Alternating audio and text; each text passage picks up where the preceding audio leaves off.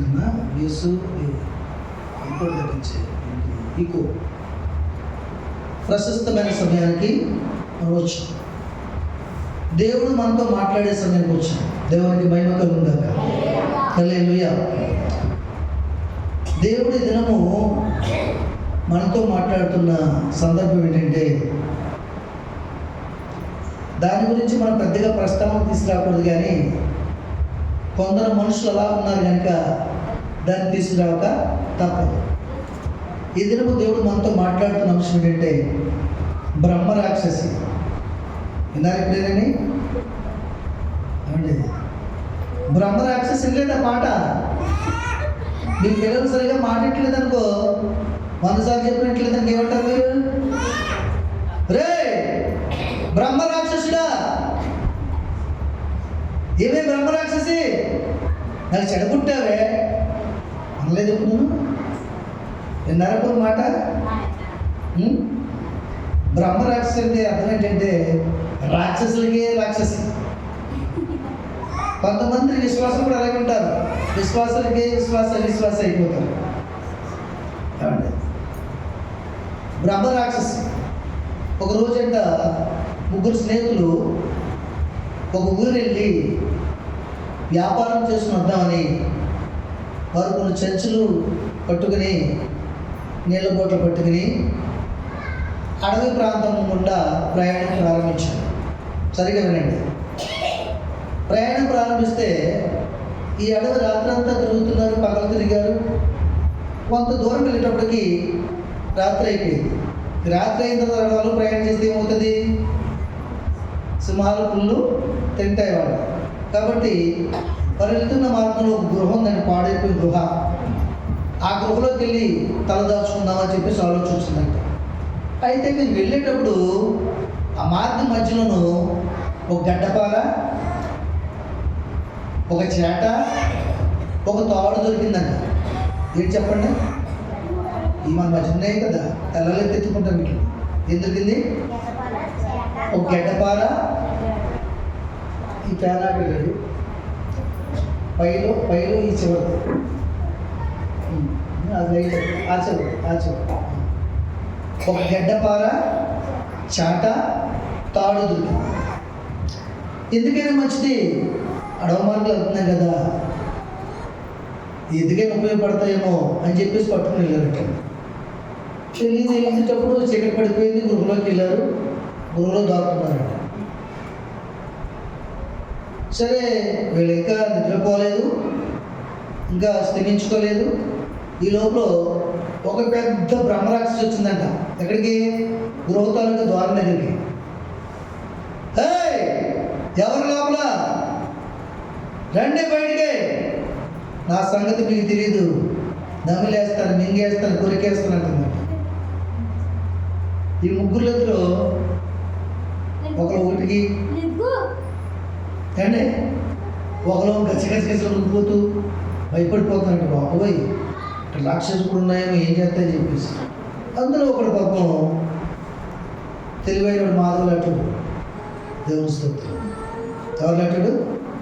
మాధవులాటుడు లోపల నుంచి పిలుతున్నాడంటే బ్రహ్మరాక్షసి. బ్రహ్మరాక్షసి, ఇదిగో నా దగ్గర ఆయుధం చూడు. నువ్వు వేసాదిస్తున్నావు కానీ నా దగ్గర గడ్డపార ఉంది, దీంతో నేను ఏమైనా చేయగలను అని పిలుస్తున్నాను పెద్ద కేకలు. అసలు బయటికి రా, నీ అంతా దాంతో తెలుసుకుందాం అంటుందంత రాక్షసి. చాట్ చూపించిందంట. మళ్ళీ బయటికి ముందుకు వచ్చి చాట్ చూపించిందంట చేత్తో. ఇదిగో నా చెవులు చూడు ఎంత ఉన్నాయో. ఎందుకు చూపించిన చేట అనేది? గడ్డపార ఏంటని? మనిషి చెవులు అయితే చేటలాగా ఉండవు కదా, చిన్న చెవులు ఉంటాయి. నా చెవులు ఎంత పెద్దవే, నిన్నేమైనా చేయగలను అంటుందంట. ఏం చేస్తావు, బయటికి రా అంటుందంట రాక్షసి. అంటుంది కానీ నేను లోన పక్కన అంటలేదంట. ఎందుకంటే దీని దగ్గర గడ్డపార ఉంది, పెద్ద చెవులు కలిగి ఉంది, నాకంటే పెద్దదై ఉంటుందని చెప్పేసి ఆలోచనతో, భయంతో ఇక లోపలికి వెళ్ళని భయపడుతుందంట. అప్పుడు మళ్ళీ తోట తీసింది బయటికి. ఇదిగో నా తోట చూడు, ఇది కట్టేసి కుదరగొట్టేస్తాను ఏమనుకున్నావు కానీ బిగ్గరగా కేకలేసినట్టు, రా నీకు సత్తా ఉంటుంది బయట దిగో, నేనేం చేస్తానో చూడు అని బిగ్గర కేకలేసిన వచ్చాడు. అప్పుడు ఈ బ్రహ్మరాక్షసి ఈ 3 విషయాల గురించి ఆలోచిస్తుందంట. ఆయుధం ఉంది, పెద్ద చెవులు అంటే చాటలు లాంటి చెవులు ఉన్నాయి, ఈ తోక చూస్తే నాకు ఆశ్చర్యం అవుతుంది, దీంతో చుట్టు కొట్టి నన్ను అంతమరచవచ్చు అని చెప్పేసి, ఇది నాకంటే ఏదో పెద్దదై ఉంటుంది, ఈ చిన్నది మాత్రం కానే కాదు. ఇలాంటి మాటలు, ఇలాంటి గద్దెంపు, ఇలాంటి తిరుగుబాటు ఎప్పుడు నాకు ఎడలో కనబడలేదంటే ఇది ఎక్కడి నుంచో చేరింది గృహలో. కానీ మనం తోక కూర్చుని వెళ్ళిపోవడం బెటర్ని వెళ్ళిపోయింది. దేవుని స్తోత్రం చెప్పండి. హల్లెలూయా. ఈ మాటలు మీకు ఎందుకు చెప్పారంటే, ఎవడు తరముగానే దుష్టుడు పారిపోతుందట. నిజానికి వాళ్ళు బయటకు వచ్చి తరిమారా? లేదు. ఆ దగ్గర ఉన్న చిన్న ఆయుధాలే పెద్దగా చేసి చూపించి భ్రమ కల్పించి భయపెట్టారు దయ్యాన్ని. బ్రహ్మ రాక్షసునే భయపెట్టిందంటే ఇది వేరే బ్రహ్మ రాక్షసు అనమాట. దేవుని స్తోత్రం కదా. మరి వెళ్ళిపోయింది పిల్ల బయటికి. అవునండి. దేవునికి లోబడి అపవాదిని ఎదిరించు. ఎవడు తరముడుగా దుష్టుడు పారిపోతాడు. ఆడు ఊరికే పారిపోడాడు. వచ్చిన బ్రహ్మరాక్షసు ఊరికే పారిపోయిందా? అనుసరించి కొన్ని ప్రయత్నములు చేసి నీకంటే నేను బలమైందని గుర్తింపు చేసింది లోపల ఉన్న వ్యక్తి. అలాగే చెప్పండి. అలాగే ఎవడు తరముడుగానే నీ వాక్యం కొంచెం అపవాది వెళ్ళిపోడు. నీలో ఉన్న వాక్యము, విశ్వాసము, ప్రార్థన జీవితము తనకంటే బలమైనది కనబడాలి.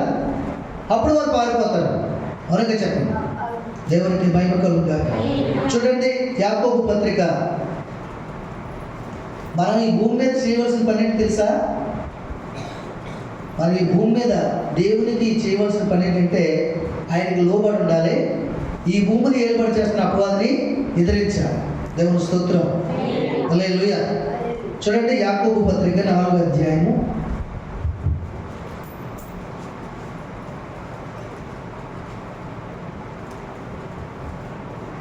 4వ వచనం చూడండి.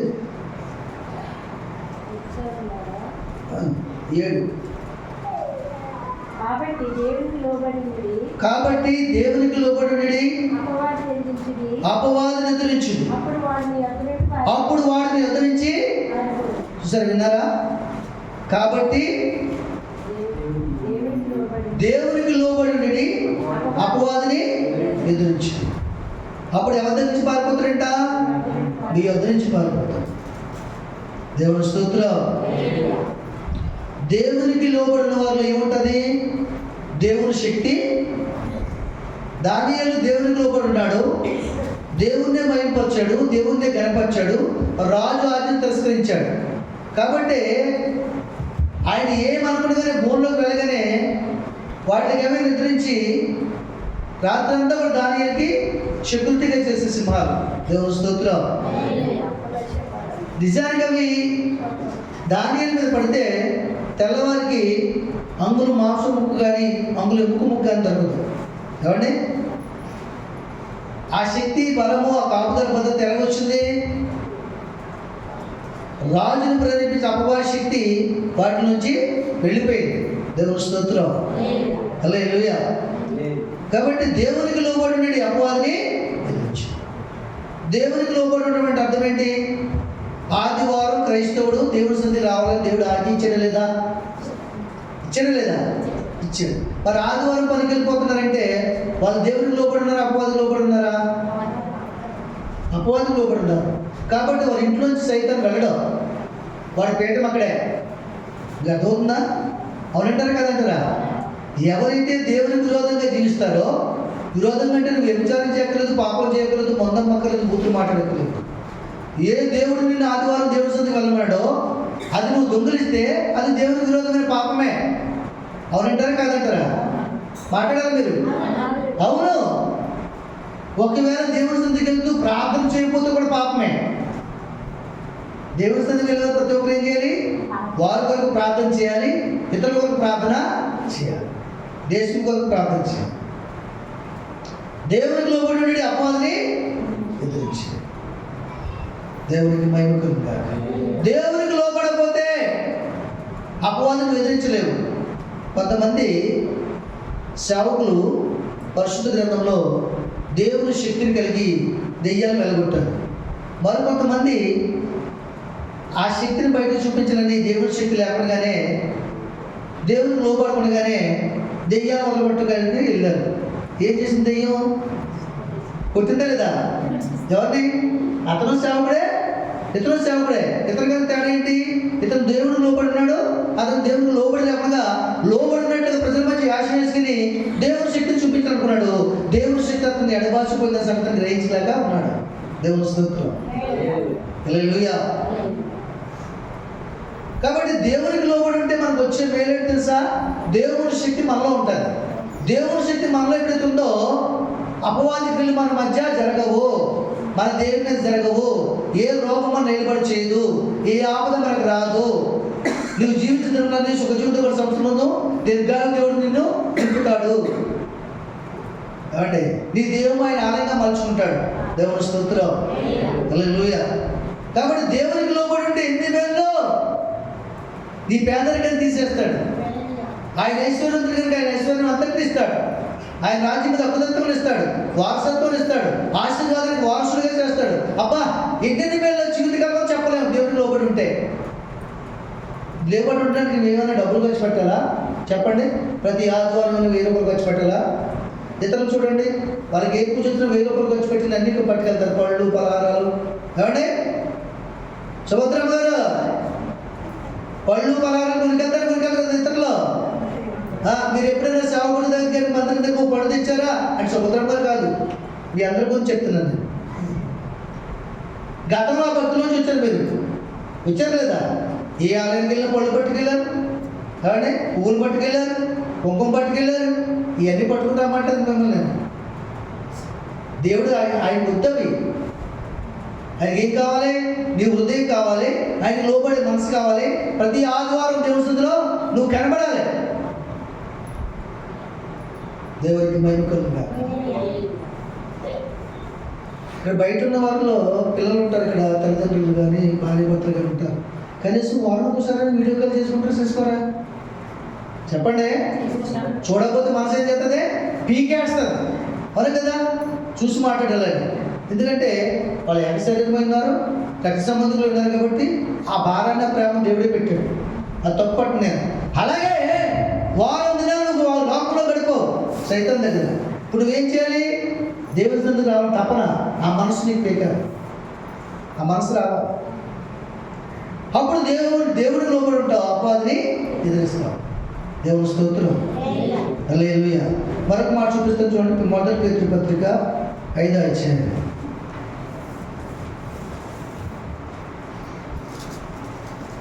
1 పేతురు పత్రిక 5వ అధ్యాయం 18వ వచనం చూడండి.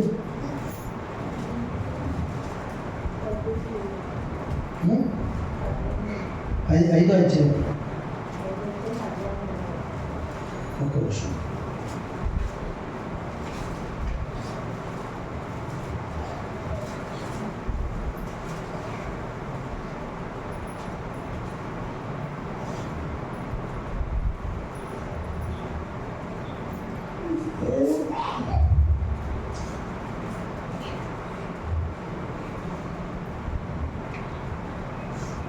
పేతురు రాసిన 1 పత్రిక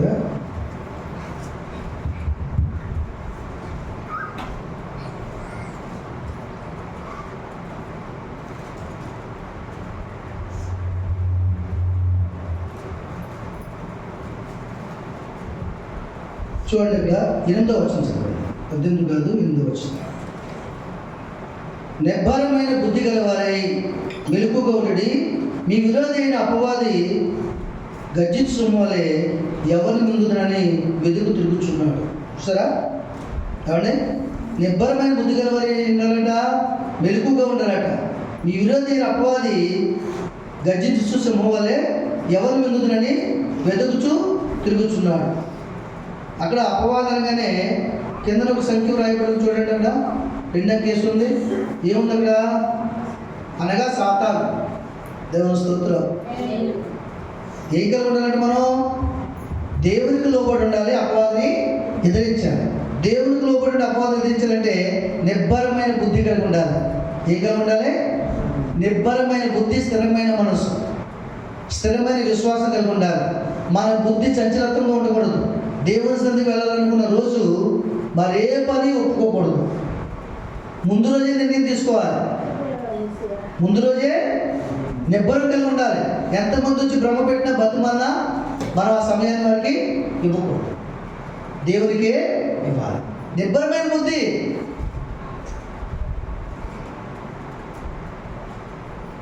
నిబ్బరమైన బుద్ధి కలిగి ఉండాలట. మెలకువగా ఉండేది. రెండోది ఏంటి? మొదటిది ఏంటి? దేవునికి లోబడాలి, దేవునికే సమయం స్థానం ఇవ్వాలి. అప్పుడు అపవాదిని ఎదిరించగలం, వాటిని ఎదిరించి పారిపోతాడు. రెండోది ఏంటి? నిబ్బరమైన బుద్ధి కలిగి ఉండాలి. అంటే నిర్ణయం తీసుకున్నావు అంటే నీ మరణ పర్యంతం వరకు కూడా నీ మరణమే నీ దేవుడి సన్నిధికి వేరు చేయాలి తప్ప మరి ఏ పని కానీ, ఏ కూలి కానీ, ఏ బంధుత్వం కానీ, ఏ ఫంక్షన్ కానీ నిన్ను దేవుడి సన్నిధికి వేరు చేయకూడదు. ఇది సత్యమా కాదా? దేవుడి వాక్యం చెప్తుందా, నేను చెప్తున్నానా? మరి మీకు లోబడి ఉండాలంటే మీరు దేవుడి సన్నిధికి ఆదివారం మీకు 5,000 రూపాయలు కూలిస్తున్నా సరే వెళ్ళకూడదండి. అది స్థిరమైన విశ్వాసం, నిబ్బరమైన బుద్ధి, దేవునికి లోబడి ఉండే మనసు. మీకు మనం మాట్లాడాడు కదా, దేవుని సేవకుడు కూడా దేవుడు ఏం మాట్లాడాడు? మిగతా రోజులన్నీ 500 ఇస్తే ఆదివారం 1000 ఇస్తున్నట్టు కూలి. ఏమంటే మిగతా రోజులలో 500 ఇస్తారంటే ఆదివారం 1000 ఇస్తారని కూలి. ఎవడెత్తున్నాడు మాత్రం? ఎవరు చెప్తున్న మాట? అతను అపవాది చెప్తున్నాడు. నువ్వు అనుకోవాలి, నువ్వు 1000 కాదు 5,000 ఇచ్చి ఈ రోజు నేను రాను అని చెప్పవనుకో, ఈ సాక్ష్యం ఎవరు చెప్తారు? వెళ్ళి అతనే చెప్తాడు, పలానా అతను 1000 రూపాయలు ఇస్తారన్నా రాను అన్నాడు. ఇది నిజమైన సాక్ష్యము, దేవునికి మహిమకరమైన సాక్ష్యము, దేవునికి లోబడే మనసు సాక్ష్యం, మనిషి సాక్ష్యం. మెలకుగా ఉండాలి. మెలకు అంటే ఏంటి? ఎప్పుడు 500 ఇచ్చేవాడు ఈ 1000 ఇస్తున్నాడంటే అపవాది వీళ్ళు ఎందుకు వచ్చి అడుగుతున్నాడు తప్ప వీరికి వీరిగా అడగట్లేదని మెలకు కలిగి ఉండవద్దా? అదొక రకమైన మెలకువ.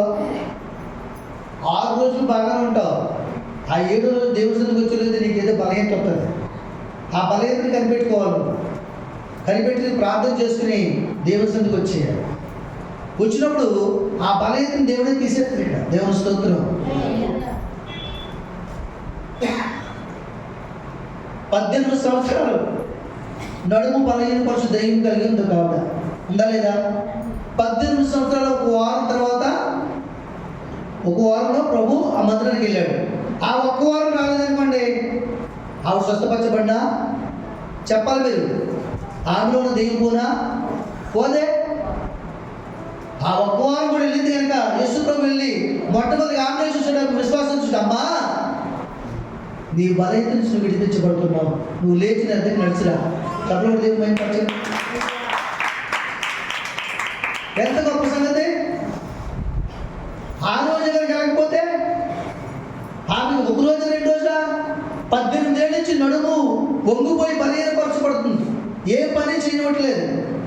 ఇక్కడి నుంచి మన యేసురత్నం గారి దూరం మందిరానికి, ఇక్కడి నుంచి ఆ మందిరానికి వెళ్ళడానికి తెల్లవారుజాము 3 గంటలు వేసి 6 గంటలు ప్రయాణం చేసేది, 10 గంటలకు వెళ్ళేది. చెప్పకూడదు దీని బయట వచ్చి.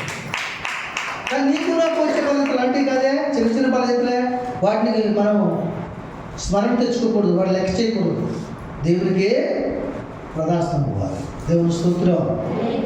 హల్లెలూయా. మెలకుగా ఉండాలట. మెలకుగా ఉండాలంటే ప్రార్థన చేస్తూ ఉండాలి.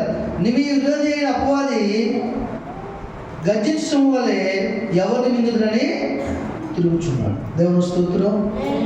చూసారా ఎలా తిరుగుతున్నాడట?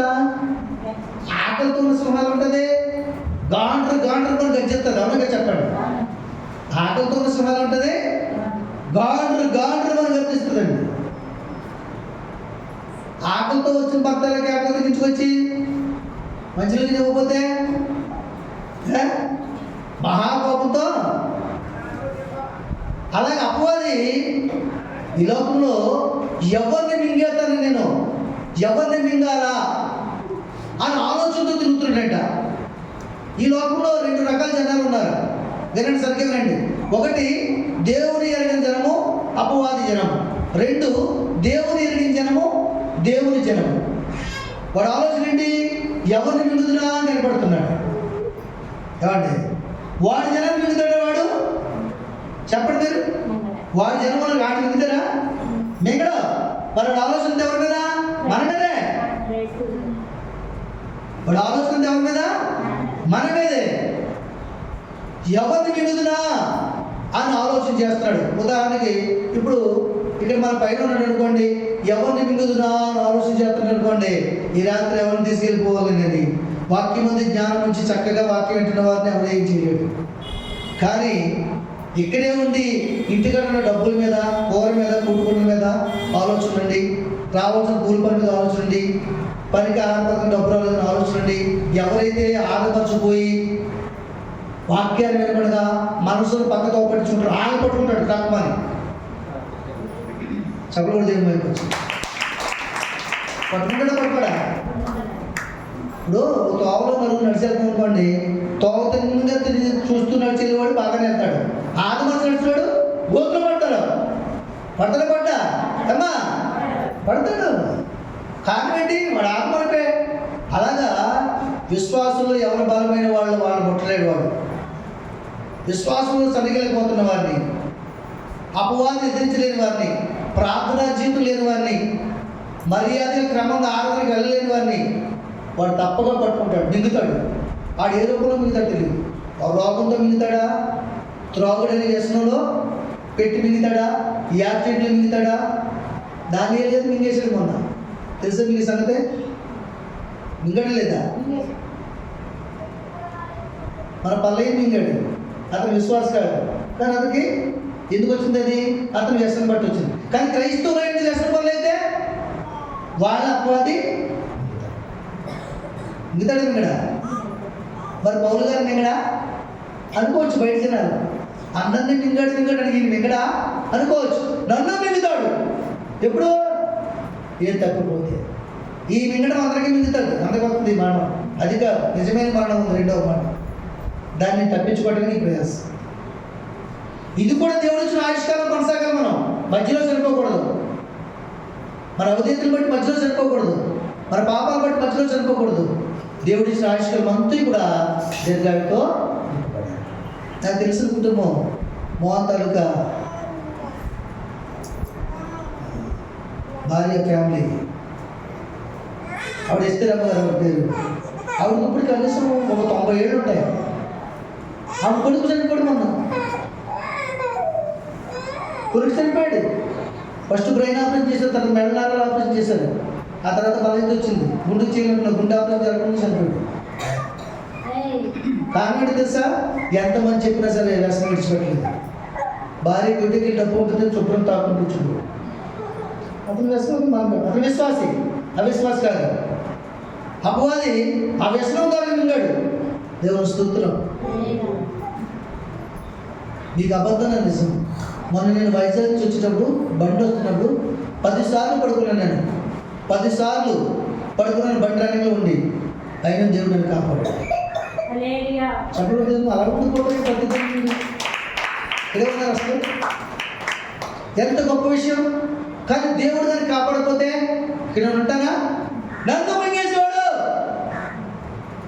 ఎందుకో తెలుసా? బండి తోలుతున్నప్పుడు కూడా నాకు ధ్యానం ఉంటే నేను పాటలు మనసులో పాడుకుంటాను. బయలుదేరినప్పుడు ప్రార్థన చేస్తాను, ఆగిన తర్వాత ప్రార్థన చేస్తాను, కిరాయి ఎక్కించుకున్నప్పుడు ప్రార్థన చేస్తాను, కిరాయి దించేటప్పుడు ప్రార్థన చేస్తాను. నీకు మహిమ తండ్రి. బండి అక్కడ రాగానే ఇక్కడ రాగానే పెట్టగానే ప్రార్థన చేస్తాను. ఈ దాసులు వెళ్ళేటప్పుడు అక్కడికి వచ్చిన గురించి ప్రార్థన చేస్తాను. మళ్ళీ బండి వచ్చి ప్రార్థన చేస్తాను. నన్ను కూడా ప్రార్థన చేసుకోమని చెప్తారు. మొట్టమొదటిగా ఏమి ముట్టుకోవద్దు మీరు అసలు. మీరు మోకరించి ప్రార్థన చేసుకోండి. దేవుడి క్షేమం తీసుకుంటారు. చెప్పండి, దేవుడు ఏర్పరచండి. అట్టి విశ్వాసం గల భార్యను కూడా గొప్పవే. దేవుడి స్తోత్రం. మీ భర్తలు కదా చెప్పలేదు, కానీ వాడు ఖచ్చితంగా చెప్తాను. ఏడైపోయింది రండి ప్రార్థనగా అధికారంతో చెప్తారు. దేవుని స్తోత్రం. నేను ఏం పట్టుకొచ్చానా, లడ్డూలు పట్టుకొచ్చానా, లేకపోతే ఇంకోటి పట్టుకొచ్చానా, బిర్యానీ పట్టుకొచ్చానా, అవి ఏం అందుకో తెలుసండి. రెడీ ముందు మొదటి ప్రార్థన చేయండి. దేవుని స్తోత్రం. హల్లెలూయా. అంటే విశ్వాసం మీరు ఉండాలి. అవును, గొప్ప చేయడానికి మాటలు చెప్పట్లేదు. నా ద్వారా కాబట్టి ఇంకొక ద్వారా గొప్ప చేస్తారు దేవుడు మహిమపరుస్తాడు. దేవుని స్తోత్రం. హల్లెలూయా. కాబట్టి విరోధి అపవాది ఎవరిని మింగుతున్నాడు గర్జించడం వల్లే వెతుకుచూ తిరుగుతుండంట. ఆడు వెతికించినప్పుడు ఆడి వలలో పట్టబడుతున్నాము. ఒకసారి ఆలోచించి కొందరిని ఆర్థిక సమస్యలు పెట్టేసి, అప్పుల్లో పెట్టేసి, దేవుడి దగ్గర కూర్చొని అభివృద్ధి చెప్పకుండా వాళ్ళ అవిశ్వాసాన్ని బట్టి వాళ్ళుగా చనిపోయే పరిస్థితిని కలగజేస్తారు. దేవుని స్తోత్రం. హల్లెలూయా. ఇప్పుడు మనం ఏం కలిగి ఉండాలి? వెలుగు కలిగి ఉండాలి, ప్రార్థనా జీవితం కలిగి ఉండాలి. ఇంకేం కలిగి ఉండాలి? నిబ్బరమైన బుద్ధి కలిగి ఉండాలి. ఒక ఆయన నాడు బుద్ధి కర్మానుసారి అని. దానికి అర్థమేంటి తెలుసా? బుద్ధి చెప్పినట్టుగా క్రియలు ఉంటాయంట. బుద్ధి చెప్పకపోతే, బుద్ధి జ్ఞాపకం చెప్పకపోతే క్రియలు ఉండవు. దేవుని స్తోత్రం. హల్లెలూయా. చూడండి, ఇంకొక చూడండి, లూకా సువార్త 22వ అధ్యాయం. లూకా సువార్త తొందరగా చూడండి, 22వ అధ్యాయం.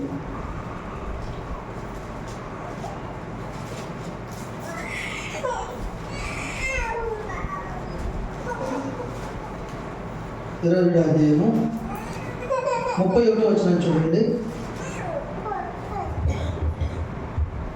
హల్లెలూయా.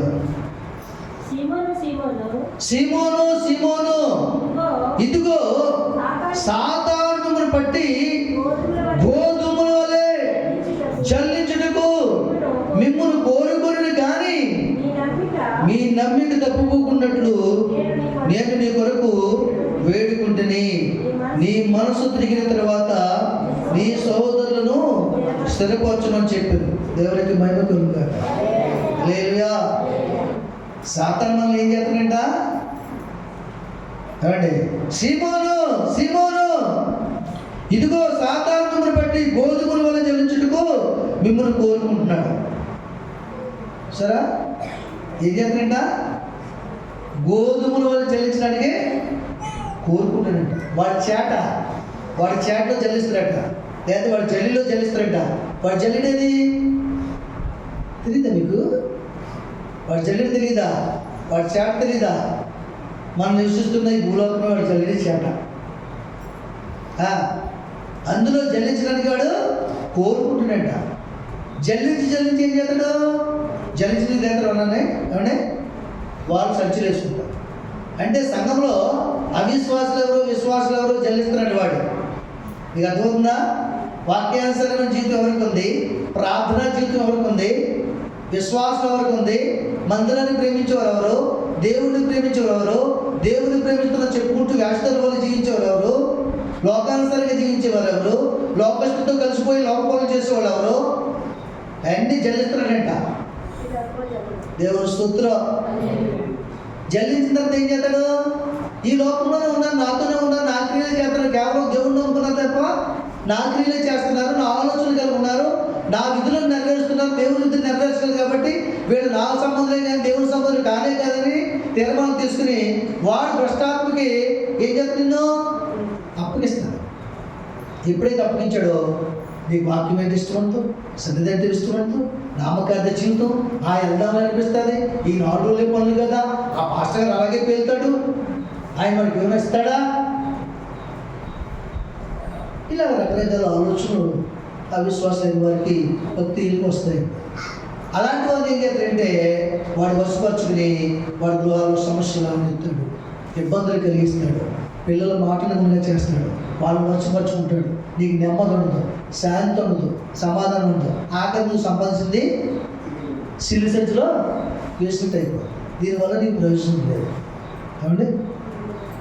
సాతానులను బట్టి గోధుమలో జల్లించాలని, వాడు సంచులు వేసుకోవాలని, వాడు పాఠాలను పంపాలని ఆలోచన చేస్తాడు మిమ్మల్ని.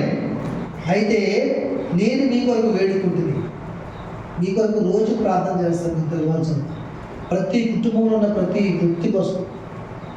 మీకు తెలిసే విషయం, మా కొరకు ప్రార్థన చేస్తున్నాం అన్న వాళ్ళు చేతులు ఎత్తండి.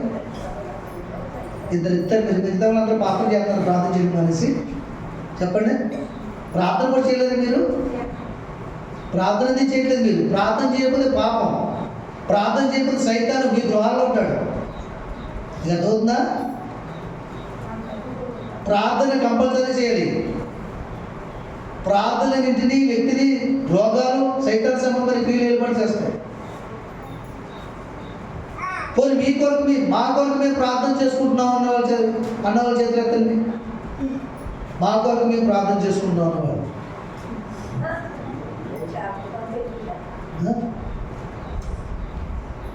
మేము అసలు ప్రార్థన చేసేసుకోవట్లేదు అన్న వాళ్ళ చేతులు ఎత్తండి. ఎందుకు చేయలేదు ప్రార్థన? మీరు ఎందుకు చేయలేదు చెప్పండి. నేను మాది ప్రార్థన చేయట్లేదా? ఇప్సిబా ప్రార్థన చేయట్లేదా? మరి ఎందుకంటే చేయలేకపోతున్నారన్నా మంచిది. ఇక్కడ చేసే వాళ్ళు కూడా నేను చేతికి ఎత్తట్లేదు, ఎందుకంటే ఎప్పుడైనా రోజు మర్చిపోతాం కదా, కాబట్టి చేయలేకపోతాడు దేవుడు. వద్దు, స్థిరంగా ఉండండి, ప్రార్థన చేతుల్లో స్థిరంగా ఉండండి. కొందరు ఇక్కడికి వస్తున్నారు కానీ వాళ్ళ హృదయం కానీ వాళ్ళ మనస్సు కానీ వాళ్ళ విశ్వాసం కానీ దేవుని మీద లేదు. ఖచ్చితంగా చెప్పగలరు. కాబట్టి వాక్యం మీద నిల్చోట్లేదు. వాక్యం హృదయం నిండా నిల్చుండాలి. ఆవిడకు పట్టుదల ఉంది, కళ్ళు లేవాడికి, చూపు లేదు చాలా సంవత్సరాలు, కానీ చూపి ప్రభు అందరినీ చూడాలని ఆశను ప్రార్థన చేస్తుంది. తన కుమార్తె ప్రయత్నించి దేవుడు ఇచ్చడం లేదా? ఇచ్చిన తర్వాత ఆవిడ ఆశకు తెలుసా? శుభ్రంగా 70 థియేటర్కి వెళ్ళి సినిమా చూద్దాం లేదా? ఏమండి ఉందా? లేకపోతే టీవీ కేబుల్ పెట్టుకుని సీరియల్ చూద్దాం ఉందా? ఆవిడ ఏంటో ఆశకు తెలుసా? దగ్గరకు ఈ మందిరంలోకి వెళ్ళాలి. చెప్పడం దేవుడు మైపచ్చు తీసుకొచ్చాడు లేదు దేవుడు. వాళ్ళు రెండోసారి మెట్ల దగ్గరికి, ఇవాళ లోపలికి, రేపు పరలోకానికి కూడా తీసుకెళ్ళగల సామర్థ్యం శక్తి కలుగుతుంది దేవుడు. ఎవరికి చెప్పండి. ఆవిడ గురేంటి? ఆవిడకి ఏం కావాలి? ఇంకా మంచి డ్రెస్ కావాలా? బైక్ కావాలా? వెంకటరాజర్ బుల్లెట్ తీసుకెళ్ళాలా? వద్దు. ఏం కావాలి ఇంకా ఆమెకి? ఆయన మాటలో ఉన్న సంతోషం, ఆయన మాటలో ఉన్న మాధుర్యం, ఆయన కృపలో భద్రం చేయాలి. అందుకనే భక్తులు ఏమంటారు తెలుసా? లేకపోతే ఈ రాత్రి కూడానైనా నా బసలో పాడుటకు నీ కట్టడలే నాకు హేతువులాయెను. ఈ రాత్రి కూడానైనా నీ బసలో పాడుటకు నీ కట్టడలే నాకు హేతువులాయెను. అనన్యమైన అగాధమైన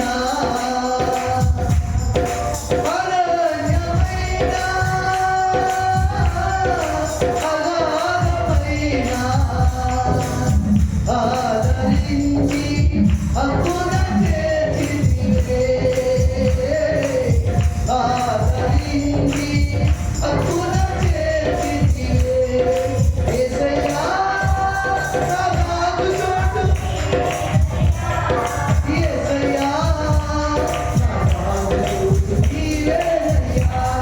యేసయ్యా యేసయ్యా నా బాగుచోటు నీవేనయ్యా. నా జయపురమైన యేసయ్యా నా బాగుచోటు నీవేనయ్యా. నా జయపురమైన నా బాగుచోటు నీవేనయ్యా. నా బాగుచోటు నీవేనయ్యా.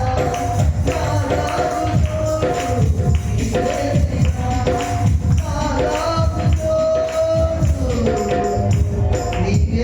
నీవేనయ్యా. హల్లెలూయా. క్రైస్తవ జీవితానికి ముగింపు ఆయన చోట మనం దాచబడ్డానికి, అన్నిటిలో జీవించడానికి. కాబట్టి పిల్లరా, ఎవరిని నిండుదని గర్జించమని తిరుగుతున్నాడు వాడు. మీలాగా నాలాగా ఆసక్తి లేక హుషారు లేక, తృప్తి లేక జీవించట్లేదు. వాడు గొప్ప బలంతో తిరుగుతున్నాడు, ఎవరిని మిగులుతున్నాని. కాబట్టి దేవుని చేతుల్లో మనం ఉంటేనే మనం కాపాడబడతాం. ఆయన ప్రకారం ఉంటేనే. ఆయన చేతులు కనుక మనం విడిచి వెళ్ళిపోతే సేవకుడైన విశ్వాసైనా వాడు పట్టుకుంటాడు, పొందుతాడు. దేవుని స్తోత్రం, హల్లెలూయా. కనుక దేవుని స్థితిలో యాక్సిడెంట్లు ఎవరు చేస్తారు చెప్పండి? చెప్పాలి అమ్మా భారతి. యాక్సిడెంట్లు ఎవరు జరిగిస్తారు? అపవాది జరిగిస్తాడు. అగ్ని ప్రమాదాలు ఎవరు జరిగిస్తాడు? అపవాది జరిగిస్తాడు కదా. ఇంకా హత్యలు ఎవరు చేయిస్తాడు? అన్నదమ్ముల మధ్య, స్నేహితుల మధ్య తగులు పెట్టి అపవాది చేయిస్తాడు కదా. ఒక సేవకుడు కానీ, ఒక విశ్వాసం కానీ, ఒక యాక్సిడెంట్లో కానీ, ఒకటి చేత పొడవబడి చచ్చిపోవడం కానీ ఇది జరిగిందంటే అపవాది మిగటమే తప్ప దేవుని ద్వారా వచ్చిన మరణం కదా. చెప్పకుండా భయపరచు. ఎవరైనా కావచ్చు. హల్లెలూయా. కనుక మెలకుగా ఉండండి. ప్రార్థన జీవితం మెలకుబట్టే. ప్రార్థన జీవితం, కన్నీటి ప్రార్థన ఉండాలి ఇంట్లో. నిబ్బరమైన బుద్ధి, వాక్యానుసారమైన జీవితం, ఇది మనకు కలుగున్నప్పుడు వాడు మనం జయించగలం. వాడు పారిపోతాడు, అతని దగ్గర ఏమీ లేవు. కానీ ఆ గుహలో ఉన్న వ్యక్తికి ఏమున్నాయి? ఇద్దరు భయపడి వణికిపోతున్నారు. ఈ రోజుతో మనం సాఫ్ట్ క్లోజ్ అయిపోయింది అనుకున్నారు. కానీ ఆ వ్యక్తి మాత్రం వీడిని నేను జయించగల సామర్థ్యం, శక్తి నాకు ఆలోచన ధర్మం ఉందని ఆలోచనతో ఏం చేసిన తిప్పి కొట్టాడు. అలాగే దేవుడు ఇచ్చిన ఆలోచన బట్టి, ప్రార్థన జీవితాన్ని బట్టి, విశ్వాస జీవితాన్ని బట్టి అపవాదిని లయపరచుడి, దేవుని మహిమపరచుడి. దేవునికి మహిమ కలుగును గాక. హల్లెలూయా. మరొక మాట చూసి ముగిస్తా చూడండి. అక్కడ మత్తయి సువార్త 16వ అధ్యాయం.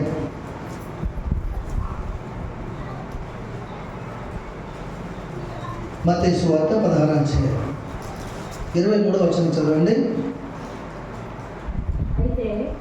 ఆయన పేతురు వైపు తిరిగి, సాతానా, నా వెనుకకు పొమ్ము, నీవు నా వెనుకకు పొమ్ము, నీవు నాకు అభ్యంతరకారమై ఉన్నావు. నువ్వు మనుషుల సంగతులకే తలంచుచున్నావు కానీ దేవుని సంగతులను తలంపుకు విన్నామని పేతురుతో చెప్పింది.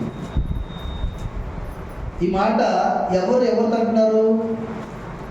ఎవరితో అంటారు ఈ మాట? ఈ మాట యేసు ప్రభు వారు సాక్షాత్తు తన నమ్మకమైన ప్రియ సేవకుడైనటువంటి పేతురుతో చెప్తున్నాడు ఈ మాట. ఏమన్నాడు? ఆయన పేరేంటి అసలు?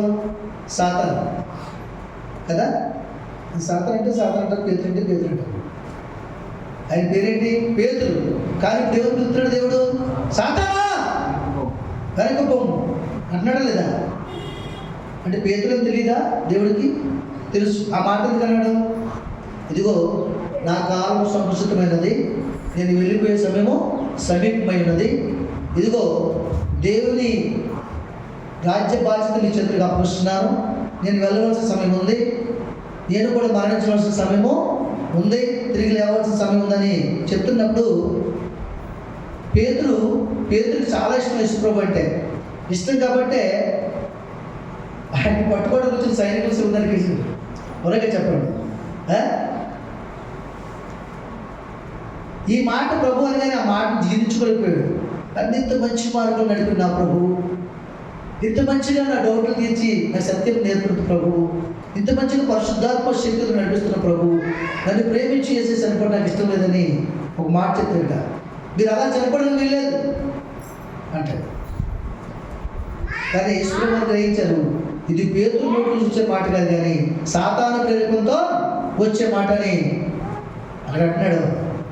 సాతానా వెనక్కి పోము, నువ్వు మనుషుల సంగతులనే తలుస్తున్నావు కానీ దేవుని సంగతులనే తలంచడం లేదు. దేవుని స్తోత్రం. కొందరు అనుకోవచ్చు, ఆదివారం నాడు ఫంక్షన్ పడింది అనుకోండి, వాళ్ళని సొంత చెల్లి కొడుకైనా, అక్క కొడుకైనా, చిన్నమ్మ కొడుకైనా, మనవడ కార్యమైనా నువ్వు వెళ్ళడానికి వీల్లేదు. వెళ్ళకూడదు. దేవుని సంగతికి వస్తే దేవుని సంగతులను తలుస్తున్నట్లు లెక్క. నువ్వు వెళ్ళిపోయావనుకో మనుషుల సంగతుల్ని తలుస్తున్నట్లు లెక్క. అంతే కదా మరి. అయితే మనం ఏం చేయాలి? మన బంధువులు ఏదైనా కార్యం తలపెట్టినప్పుడు, ఏదైనా మన దగ్గరోళ్ళు పలానా కార్యం తలపెడతామని మనం చెప్పినప్పుడు మనం ముందుగా వాళ్ళకి ఏం చెప్పాలంటే మన విశ్వాసంతో మీరు నన్ను ప్రేమించి నన్ను పిలవదలుచుకుంటే, నా కుటుంబాన్ని పిలవదలుచుకుంటే ఆదివారం తప్ప ఇక ఏ రోజైనా పెట్టుకోండి, నేను వస్తాను. ఆదివారం పెడితే మాత్రం నేను రాను అని మీరు ఖచ్చితంగా చెప్పగలగాలి. అది జయించడం లోకాన్ని, బంధువుల్ని, బంధుమిత్రులు, బంధు ప్రేమని, బంధత్వాన్ని జయించడం దాన్ని అంటారు. అలా నువ్వు చెప్పుకున్నప్పుడు నిజంగా నువ్వు ప్రేమించేవాళ్ళైతే, నిన్ను ప్రేమించేవాళ్ళైతే, నీ అవసరం ఉన్నట్లయితే, నిజంగా నీ మీద ప్రేమ ఉంటే వాళ్ళు డేట్లు మార్చుకుని ఆ రోజే పెట్టుకుంటారు. ఆదివారం నాకు వేరే రోజు పెట్టుకుంటారు. నువ్వు వచ్చిన పర్లేదు, రాకుండా పర్లేదు అనుకుంటే ఆదివారం పెట్టుకుంటారు.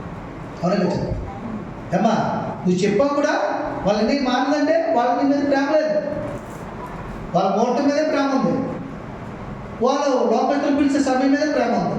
అలాంటప్పుడు నువ్వు వెళ్ళేందుకు? అవునగా చెప్పాడు. కనుక మీరు ఎప్పుడైనా ఖచ్చితంగా చెప్పాల్సింది ఏంటంటే లోకాన్ని జయించాలి. లోకంలో కలిసిపోకూడదు. మనం లోకంలో మనుషులు చాలా గొప్పలు చెప్తారు, గొప్ప పేర్లు చెప్తారు. నువ్వు క్రైస్తవుడుగా ఉండాలి, నువ్వు వెళ్ళాలి. అర్జునుడు చనిపోతే నువ్వు వెళ్ళాలి, అవిశ్వాసం చనిపోతే వెళ్ళాలి, చూడాలి, అక్కడ సహకరించాలి. ఏం సహకరించాలి? ప్రార్థన చేయాలి. వాళ్ళు కోరుకోపోతే చేయకూడదు. నేను ఎవరు చేయమని కూడా కొడతారు. ఆ రోజుల్లో ఉన్నాం మనం. అర్థం ఉందా? ఒకరోజు నేను ప్రార్థన చేస్తాను, ఇక్కడ రామపేదల కోసం, మంది కోసం చేస్తుంటే మీ పాస్టర్ని ఎవరో మా కోసం ప్రార్థన చేయమన్నాడా అని అడిగారు. ఆ సంగతి నాకు వచ్చింది. మీకు అర్థమవుతుందా? మీరు వెళ్ళి ఏం చేయాలి తెలుసా? మీ దగ్గర ఉన్న దాంట్లో ఒక 500 200 ఆ కుటుంబానికి ఇవ్వాలి. అమ్మ దేనికన్నా ఉపయోగించింది. అది ఆదరణ. పాపం వాళ్ళ దగ్గర డబ్బులు ఉండవు, ఉన్నాయో తెలియదు. ఏమండి, ఈ విషయాల్లో ఒకరు మరి బంధుత్వాన్ని బట్టి చేసిన, దేవుని ప్రేమ బట్టి చేసిన జీవం చేసిందని నేను విన్నాను. ఏమండి, తన దగ్గర లేకపోయినా అప్పు తెచ్చి మరి చేసింది. చెప్పడం తెలియపరచండి, గొప్ప విషయం. ఆవిడ ఏమి నాకు ఇచ్చిందని నేను కనపరచట్లేదు, దేవుని ప్రేమ కదా చూపించింది. ఏ విధంగా చెప్పలేదు? అది బంధుప్రీతి కావచ్చు, ఆ సమయంలో ఇవ్వడం గొప్ప. దేవుని స్తోత్రం, హల్లెలూయా. సంఘస్థులు కూడా చాలా మంది ముందుకు వచ్చి చేస్తారంటే, గ్రామ సంఘస్థులు మంచిదే.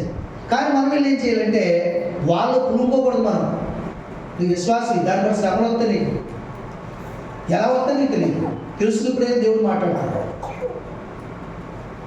వాళ్ళు గొయ్యలు తీయడం, వాళ్ళకి ఏదో కట్టడం చేయడం, ఇలాంటి మనం లోపల ఉండాలి. మనం ఇవ్వాల్సిందే ఇవ్వాలి. ఇచ్చినప్పుడు ఏం చేద్దంటే ఈ లోక సంబంధమైన పని మనం చేయకపోయినా ఈ ప్రేమ కప్పేస్తాం. దేవుని స్తోత్రం చెప్పారు, మనగా చెప్పారు. సపోజ్ ఫర్ ఎగ్జాంపుల్ ఒక పేద కుటుంబంలో ఎవరైనా చనిపోయినప్పుడు ఒక ఆయన తెచ్చి ఒక 5,000 ఇచ్చి అనుకోండి, అమ్మ ఉపయోగించింది. ఆయన ఏం చేద్దాం చెప్పమ్మా? కుర్చీ వెళ్దాం, కూర్చోమని పేరెడతాం. ఎట్లా బాబు కూర్చోండి బాబు, మీరు చాలా బాబు కనిపించుకొని కూర్చోండి పెడతామా? ఆయన చేయమంటాం ఏంటని చేయమను. వాళ్ళ దృష్టి నీ మీద మర్చిపడకూడదంటే నీ విశ్వాసం స్థిరంగా ఉండాలి. వాళ్ళు చెప్తే మనం చేయడం ఏంటండి? ఎవరెవరుకున్నా నాకు ఇబ్బంది లేదు. నీ విశ్వాసం, నువ్వు దేవుని చేత అభిషేకపడినవాడు, దేవుని పరిశుద్ధాత్మ మీదకి వచ్చి బాప్తిసం తీసుకున్నాడు, ఆత్మ నిత్యము నిలుచున్నాడు. ఆ మాట చూపిస్తాను చూడండి. మీకు నేను సొంతంగా చెప్పట్లేదు, చూడండి. ఏం చేస్తాడు? లోక తలంపులు కలిగి ఉన్నావు, అవునా? మనుషుల తలంపులు కలిగి ఉన్నావు. పరిచయం చేస్తే మంచిగా ఉంటుంది అనుకుంటున్నావు నువ్వు, కానీ దేవునికి అన్యాయం చేస్తున్న సంగతి మర్చిపోతున్నావు. సాతానా వెనక్కి పో. నేను వచ్చి కన్యక గర్భమందు జన్మించి శ్రమను అనుభవించి మనుషుల పాపాన్ని భరించి శిలువలో మరణించి 2వ దినాన్ని విశ్రాంతిలో ఉండి 3వ దినాన్ని లేవాలన్న తండ్రి యొక్క తలంపు, ఆలోచన, ఆయన ప్రణాళిక. ఆయన ప్రణాళిక కాదని నువ్వు ఎవడవే? నువ్వు ఇలా చెప్తున్నావు, నువ్వు కాదు, కానీ నీలో అపవాదిని ప్రేరేపించి మాట్లాడుతుంది. లోకంలో చాలా మంది ప్రేరేపిస్తారు, అచ్చేరా ఇచ్చేరా, ఇచ్చేయమని బంధువులు, బాగా దగ్గర స్నేహితులు వీళ్ళందరూ బలపరుస్తారు. అని మనం చేయకూడదు. ఖచ్చితంగా చెప్తున్నాను, మేము ఆ పనులు చేయకూడదు. వస్తాం, మీతో ఉంటాం, చూస్తాం, ప్రార్థన చేస్తాం, లేదా మా దగ్గర నీతో రూపాయలు ఇచ్చి చేస్తాం తప్ప ఖచ్చితంగా చెప్పాలి. పులుకోకూడదు. మీరు చాలా అట్లు పులుకుంటారు, కరెంటాలు పులుకుంటారు, అట్లు పులుకుంటారు. అందుకే మనకి ఏమవుతున్నాయంటే కళ్ళు మెరుగులు అవుతున్నాయి. అయ్యా చిన్న చిన్న శ్రమలు కాబట్టి అర్థం చేసుకోండి, దేవుడు మీతో మాట్లాడతారు. మీరు అలాగే వెళ్ళిపోతే నరకానికి పోతారు. దాని లెక్కన అడుగుతాడు, ఈ వాక్యం చూపించకపోతే దేవుడు. అందుకు చెప్తున్నాను తప్ప మీరు ఎలా పోనా నాకు ఇబ్బంది లేదు, చెప్పడం నా బాధ్యత. నీకు మనుషులు గొప్ప కావాలా, దేవుడు గొప్ప కావాలా? దేవుని చిత్తం జరిగిస్తావా, మనుషులు ఇష్టం నెరవేరుస్తావా? ఇంక లోపల ఎవరు లేరా? నువ్వు ఒక్కడే చేయాలి, వెళ్ళి నువ్వు ఒక్కదానివే చేయాలా? మనలో మనం వాళ్ళ బంధువులు గ్రామస్తులు అందరూ ఉంటారు కదా, ఉంటారంటే చెప్పండి, వాళ్ళు చేసుకోలేదా? ముందు మీరు దూరిపోతారు చుంచులాగా, దూరకూడదండి. ఎందుకంటే మన దేవుడు గొప్పవాడు. మీరు ప్రేమ చూపించండి, ప్రార్థన చేయండి. ఎన్నో మార్లు మన దేవుని సన్నిధికి రమ్మంటే వచ్చారా? చెప్పండి, వస్తారా? నువ్వెందుకు నేను దూరిపోవాలని? వారిలో ఒకరిని దేవుడి సన్నిధి నడిపించు. మీకు సంగతి తెలుసా? అపొస్తలుడైన పౌలు ఒక అన్య జనాంగం మధ్యకి వెళ్ళి వాళ్ళ దేవతలను ఆరాధిస్తే గుండ్లు కొట్టించుకుంటున్నప్పుడు ఈయన కూడా గుండు కొట్టించుకుంటూ వెళ్ళి, ఎవరా గుళ్ళు అక్కడ మొదలైందండి, గుండె దగ్గర మొదలైంది, అక్కడ మొదలైందనమాట. తలని లేవడం కొట్టించుకున్నాడు. ఎందుకు కొట్టించుకున్నాడు తెలుసా? గుండు కొట్టించుకున్న తర్వాత వాళ్ళని దేవుని వైపు తిప్పేశాడు. చప్పుడు దేవుని వైపు వచ్చాడు.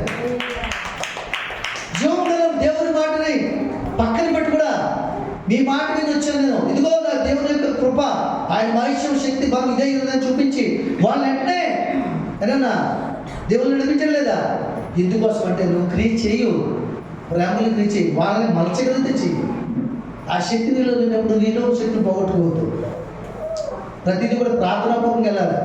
ఎవరి దగ్గరికి వెళ్ళాలి? మనం మరణించిన ఇంటికి వెళ్ళాలి, అనారోగ్యంతో బాధపడుతున్న ఇంటికి వెళ్ళాలి, అప్పులతో బాధపడుతున్న ఇంటికి వెళ్ళాలి. ఎవరి దగ్గరికి వెళ్ళినా సరే నువ్వు ప్రార్థన చేసుకుని వెళ్ళు, తగిన సహాయం ఎదురు పట్టుకుని వెళ్ళు కదా. మరి ఒక రోగి దగ్గరికి వెళ్తాం అనుకో, ఒక పట్టు పట్టుకుని వెళ్ళాలి, 100 రూపాయలు చేత పట్టుకుని వెళ్ళాలి. ఛార్జీ డబ్బులు లేకపోతే బస్సు ఎక్కుతాడా? అలాగే నువ్వు పట్టు పట్టుకుని వెళ్ళాలి, ప్రార్థన చేయడం తృప్తి ఉంటుంది. ఎక్కడికి వెళ్తున్నావు? ప్రార్థన చేసుకుని వెళ్ళాలి. ఆ కార్యక్రమంలో మనం ఉలుపుకోకుండా మనం చేయవలసిన కార్యం చేసి ఇంటికొచ్చి మళ్ళీ ప్రార్థన చేసి అప్పుడు అధికంగా దేవుడిని ఆశీర్వదిస్తాడు. దేవుని స్తోత్రం. చూడండి, ప్రకటన గ్రంథం చూడండి, 12వ అధ్యాయము. త్వరగా ప్రకటన గ్రంథము 12వ అధ్యాయం.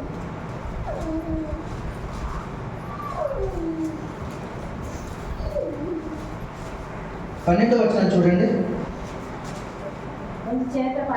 అందుచేత పరలోకమా, పరలోక నివాసులారా ఉత్సహించండి. భూమి సముద్రమా మీకు శ్రమ, అపవాది తనకు సమయం కొంచెమే అని తెలుసుకుని బహు క్రోధము గలవాడే మీ యుద్ధకు దిగి వచ్చి ఉన్నాడని చెప్పాను. దేవునికి మహిమ కలుగును గాక. హల్లెలూయా. అందుచేత ఏం చెప్తున్నాడు? ఆ 11వ వచనం కూడా చదవండి. వారు 10వ వచనం చదవండి. మరియు ఒక గొప్ప స్వరము పరలోకం నుండి ఇలాగ చెప్పిన వీటిని, రాత్రి పగళ్ళు మనము మన దేవుని ఎదుట మన సహోదరుల మీద నేరము మోపబడిన అపవాది పడద్రోయబడినాడు. అపవాది ఎవరంట? మన దేవుని ఎదుట మన సహోదరుల మీద మన మీద నేరం మోపుతాడు. నేను వేళ నీకు అడుగుతున్నాను అనుకుంటావేమో, నేను చెప్తున్నాను అనుకుంటామో, నీవు చేసిన క్రియని బట్టి, నువ్వు చుప్పులుకున్న పురుగును బట్టి, నువ్వు చేసిన కార్యాన్ని బట్టి, లోక సంబంధ కార్యంలో తలంచుకుని వెళ్ళిపోయి దూరు ఆ తత్వాన్ని బట్టి దేవుడు తినారా? ఎవరైతే లాగా పనిచేస్తున్న అపవాది నీవే సాక్షి అవుతాడట, నేరం మోపుతాడట. చెప్పండి. అదేంటి, భూమి మీద ఉన్నప్పుడు ఆగాడాడు, మనం చేసే క్రియలు నడిచిపోతాడు, వాడు ఎప్పటికప్పుడు క్రియలు చేస్తాడు. కనుక ఇప్పుడు రక్షణయు శక్తియు రాజ్యమును మన దేవుడి వాయను. ఇప్పుడు అధికారము ఆయన క్రీస్తుదాయను. వారు గొర్రెపిల్ల రక్తం బట్టి తమించిన సాక్ష్యం బట్టి వారిని జయించున్నారు, కానీ మరణం వారు తన ప్రాణంలో ప్రేమించిన వారు కాదు. దేవుని స్తోత్రం. హల్లెలూయా. అందుచేత పెత్రుడు ఇప్పుడు, అందుచేత పరలోకమా, పరలోక నివాసులారా ఉత్సహించుడి. భూమి సముద్రమా మీకు శ్రమ, అపవాది తనకు సమయం కొంచెమేనని తెలుసుకుని బహు క్రోధం కలవడే ఎదురు వచ్చున్నాడు అని చెప్పి. దేవుని స్తోత్రం. ఎవరు సంతోషించండి? పరలోకానికి సంతోషం, పరలోక నివాసులకి సంతోషం. భూమికి సముద్రానికి ఏంటి? శ్రమ. ఎవరి వల్ల? అపవాది వల్ల. భూమికి శ్రమే, సముద్రం కూడా శ్రమే. మరి ఎవరు సంతోషం? పరలోకానికి, పరలోక రాజ్య నివాసులు. పరలోక రాజ్య నివాసులు ఎవరు? ఎవరు? పరలోక రాజ్య నివాసులు ఎవరు? ఎవరు? మనమే. మనమే అంటే దేవునిలో పడి ఉండే ప్రజలు, అపవాదిని దించే ప్రజలు, నిబ్బరమైన బుద్ధి కలిగిన ప్రజలు, మెలుగుగా ప్రార్థన చేసుకునే ప్రజలు, సాతాను ప్రేరేపణ లేని ప్రజలు, దేవుని ప్రేరేపణ కలిగిన ప్రజలు, లోకంలో కలిసిపోలేని ప్రజలు, ప్రత్యేకింపబడిన వారి ప్రజలు, వారు పరలోకమా, పరలోక నివాసులారా సంతోషం. అందుకనే అలా జీవించిన వారు ఇలాగ పాడతారు. ఎలా పాడతారు? పరలోకమే నా అంతఃపురం, చేరాలనే నా తాపత్రయం. పరలోకమే నా అంతఃపురం, చేరాలనే నా తాపత్రయం. యేసుదేవరా కనికరించవా, దారి చూపవా. యేసుదేవరా కనికరించవా, దారి చూపవా. పరలోకమే నా అంతఃపురం, చేరాలనే నా తాపత్రయం. పరలోకమే నా అంతఃపురం, చేరాలనే నా తాపత్రయం. చేరాలనే నా తాపత్రయం. చేరాలనే నా తాపత్రయం. ఇంతవరకు లోకం యొక్క ఆశలు నెరవేర్చాలని తాపత్రయపడ్డావేమో. ఇంతవరకు నీ బిడ్డల యొక్క ఆలోచన తలంపులు నెరవేర్చి తాపత్రయపడ్డావేమో. ధనం కోసం తాపత్రయపడ్డావేమో. లోకంలో మనుషులతో సంతోషపడుతూ తాపత్రయపడ్డావేమో. లోకం యొక్క సంగతులు తలచని సంతోషపడ్డావేమో, తాపత్రయపడ్డావేమో. ఇప్పుడైతే పరలోకం కోసం తాపత్రయపడ్డావు. పరలోకం చేర్చే మార్గం అనే వాక్యం కోసం తాపత్రయపడ్డావు. ఇప్పుడైతే సమయాన్ని సద్వినియోగం చేసుకో. సమయాన్ని సద్వినియోగం చేసుకుంటే అర్థం తెలుసా? దేవుడు నీతో మాట్లాడుతున్నప్పుడు నీ ఉదయాన్ని సరి చేసుకో, నీ బ్రతుకులు సరి చేసుకో, నీ మనసును సరి చేసుకో, నీ జీవిత విధానం సరి చేసుకో. దేవుని గొప్ప కోరుకో, మనుషులు గొప్ప, లోకం గొప్ప కోరుకోవద్దు.